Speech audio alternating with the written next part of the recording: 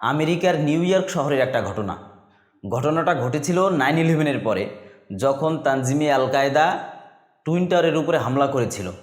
এরপরে তো পুরো আমেরিকা জুড়ে একটা ইসলাম বিরোধী সেন্টিমেন্ট তৈরি হয়ে গেছে। এমনকি শিখরা, ভারতের যারা হিন্দু, তারা শিখরা পাগড়ি পরার কারণেও তাদেরকে হয়রানির শিকার হয়েছে, তাদেরকে কারাগারে যেতে হয়েছে। এইরকম মানুষ ইসলামকে তখন ভয় পেত, একটা ইসলাম ফোবিয়া তৈরি হয়েছে, ইসলাম বিরোধী। তো ওই সময় খোদ নিউ ইয়র্ক শহরে ওই টুইন টাওয়ারের খুব কাছেই একটা মসজিদে আমাদের বাংলাদেশ থেকে একটা তাবলিগের জামাত ছিল। ওইখানে একজন প্রফেসর ছিল, তিনি চক্ষু বিশেষজ্ঞ। তো ওনাদের সবাইকে, উনি নিজেই বলছেন, ওনাদের সবাইকে ধরে নিয়ে আসছে ইনভেস্টিগেশন রুমে। তো সবাই তো চারপাশে বসা আছে অফিসাররা। এখন ওই যে স্যার, তার পকেটে একটা মেসওয়াক ছিল। এখন তারা জিজ্ঞাসা করছে ওটা কি। তখন ওই স্যার পকেট থেকে মেসওয়াকটা বের করছে। তো আশেপাশে যারা সৈনিকরা ছিল তারা সবাই বন্দুক তাক করছে। তো ওই স্যার বলছেন যে আমার প্রাণ তো প্রায় ওষ্ঠাগত, মানে প্রাণ প্রায় বেরিয়ে যাবে ভয়, এরকম একটা অবস্থা। তো জিজ্ঞাসা করছে এটা কি। তখন উনি বলছেন এটা মেসওয়াক, এটা একটা গাছের ডাল, এইটা দ্বারা আমরা মেসওয়াক করি, অর্থাৎ দাঁত পরিষ্কার করি। তখন ওই অফিসাররা পরস্পরের দিকে চাওয়াচাই করলো। তারা বলল যে যেই জামানায় আকাশে রকেট ওড়ে, ওই জামানার মানুষ যদি দাঁত পরিষ্কার করে সামান্য গাছের দ্বারা, গাছের ডাল দ্বারা, এরা জীবনে টুইন টাওয়ারে হামলা করতে পারে না। এরপরে ওই স্যার সহ পুরো কাফিলাকে ছেড়ে দিয়েছে। এই স্যার আমাদেরকে এই ঘটনাটা বলার দ্বারা কি তিনি বুঝিয়েছেন? তিনি বুঝাচ্ছেন, দেখো একটা সুন্নত পালন করার কারণে কত বড় একটা বিপদ থেকে আমরা রক্ষা পেলাম। আলহামদুলিল্লাহ, সুন্নতই আমাদেরকে হেফাজত করেছে, কারণ সুন্নতের মধ্যে আমাদের ইজ্জত। দেখেন, যারা পাশ্চাত্য সমাজ আছে, যারা ইসলামকে ভয় পায়, এরা ফরজকে ওই পরিমাণে ভয় পায় না যতটা সুন্নাহকে ভয় পায়, নবীজির সুন্নতকে ভয় পায়।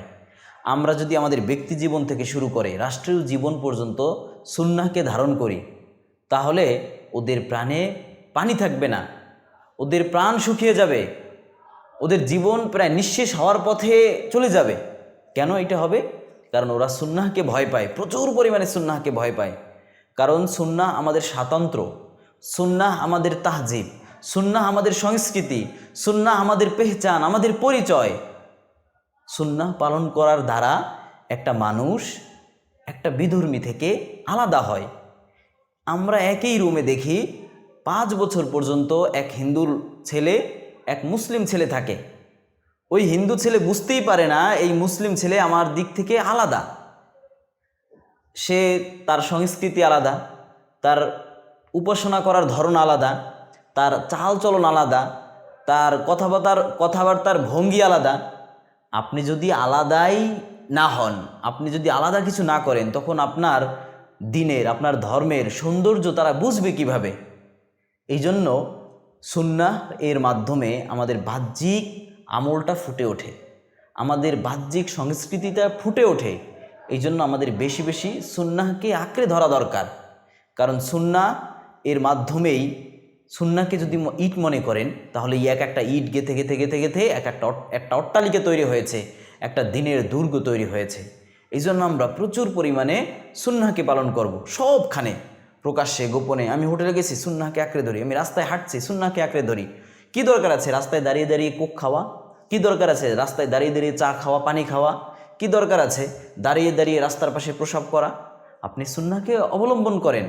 এখন তো এমন অবস্থা হয়েছে, আপনি যদি টুপি ধারণ করেন মাথায়, এটাও একটা জিহাদ, এটাও একটা বিপ্লব। আপনি যদি পাগড়ি পরে রাস্তায় হাঁটেন, এটাও একটা জিহাদ, এটাও একটা বিপ্লব। প্রত্যেকটা সুন্নাহ এখন একটা বিপ্লব হয়ে দাঁড়িয়েছে। কাফেরদের মনে ভয় ধরিয়ে দেয়, ওদের মনে ক্ষত সৃষ্টি করে। যেমন ধরেন, আপনি যদি এটাও একটা কথা বলি, একটা কথা বলি, আপনি ধরেন একটা হোটেলে গিয়েছেন, দেখলেন, রেস্টুরেন্টে যাবেন, সেখানে দেখলেন কোকো কোলার অ্যাড আছে। তো আপনি তো সেখানে ঢুকবেন না, কারণ ইহুদিদের পণ্য সেখানে রাখা। আপনি করবেন কি? আপনি ইচ্ছা করে ঢুকবেন, ঢুকে জোরে বলবেন, ওহ, এখানে তো কোকো কোলা রাখা আছে, এখানে তো ইহুদিদের প্রোডাক্ট রাখা হয়েছে, ইহুদিদের পণ্য রাখা হয়েছে, অতএব এখানে আমি থাকবো না।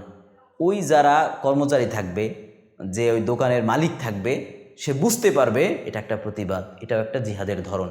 আল্লাহ সুবহানাহু ওয়া তাআলা আমাদের জীবনের সর্বক্ষেত্রে সুন্নাহকে পালন করার তৌফিক দান করুক।